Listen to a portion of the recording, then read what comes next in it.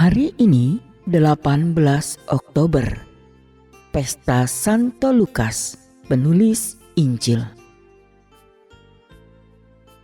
Lukas lahir di Antiokhia dari sebuah keluarga kafir. Pada masa itu, Antiokhia adalah kota termasyhur ketiga di Kekaisaran Romawi karena luas dan makmur.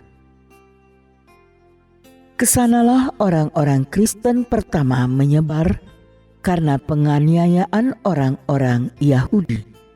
Di sana mereka mewartakan Tuhan dan berhasil mentobatkan banyak orang kafir, baik Yahudi maupun Yunani. Salah satu orang Antiokhia yang bertobat ialah Lukanos, atau lazim dikenal dengan Lukas. Beliau seorang tabib terkemuka di kota itu. Setelah bertobat, ia menggabungkan diri dengan Paulus, menemaninya dalam perjalanan misioner ke Makedonia dan bersamanya ke Yerusalem dan Roma. Di Yerusalem, Paulus ditangkap, lalu ditahan dalam penjara selama 2 tahun. Lukas mengunjunginya dengan setia. Sangat boleh jadi bahwa pada waktu itu Lukas mulai mengumpulkan bahan-bahan yang dipergunakannya dalam menulis kitab Injilnya dan bagian pertama Kisah Para Rasul. Dari bahasanya yang halus dan keahliannya dalam mengarang, diketahui bahwa Lukas adalah seorang yang terdidik. Pandangannya tentu sangat dipengaruhi oleh pandangan dan ajaran Paulus. Ia sebagaimana Paulus menekankan bahwa keselamatan Allah dimaksudkan bagi semua bangsa. Ia menaruh perhatian khusus terhadap orang-orang miskin dan hina dina, dan ia suka menunjukkan bagaimana Allah berbelas kasih kepada manusia dan rela mengampuni.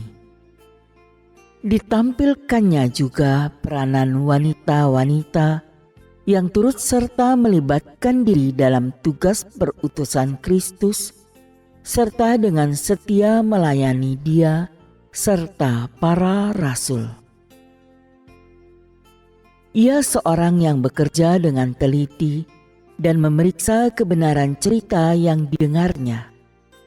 Di samping Injil, Lukas juga menulis kisah para rasul yang menggambarkan perkembangan gereja dari saat Kristus naik ke surga sampai saat Paulus tiba di Roma. Menurut Lukas, kabar gembira ditujukan kepada semua orang, khususnya kepada orang-orang lemah dan hina dina, kaum fakir miskin dan para pendosa. Oleh karena itu, Injil Lukas biasa disebut Injil Kerahiman Allah atau Injil Cinta Allah. Lihat saja misalnya peristiwa pembangkitan anak muda dari Naim dan belas kasih Yesus kepada ibunya, sikap Yesus kepada Maria Magdalena yang mengurapi kaki Yesus, kisah Zakius pemungut cukai. Dari antara perumpamaan-perumpamaan di dalam Injilnya, terdapat 2 perumpamaan yang sangat indah, yaitu anak yang hilang dan orang Samaria yang baik hati. Sebagai pengarang Injil, ia diberi lambang lembu yang dikenal sebagai binatang persembahan, karena ia memulai Injilnya dengan Imam Zakaria yang membawa korban persembahan di Bait Allah Yerusalem. Lukas meninggal dunia pada usia 84 tahun sebagai martir. Ia dihormati sebagai pelindung para pelukis. Pada tahun 1992, Uskup Agung Gereja Ortodok Yunani wilayah Athena dan seluruh Yunani atas nama Gereja Katolik Ortodok Yunani meminta pada Uskup Agung Venesia Antonio Mattiaso di Padua agar relikwi Santo Lukas dapat dipulangkan dan akan ditempatkan kembali dalam makam penginjil suci tersebut. Permintaan ini dikabulkan oleh Gereja Katolik Roma.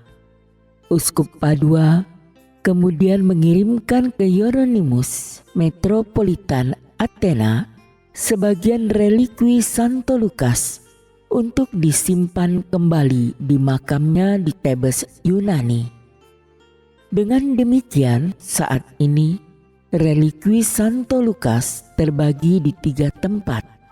Sebagian tubuh di Biara Giustina di Padua, sebagian lain di Katedral Santo Vitus di Praha, dan sebagian yang lain ada di makamnya di Thebes, Yunani.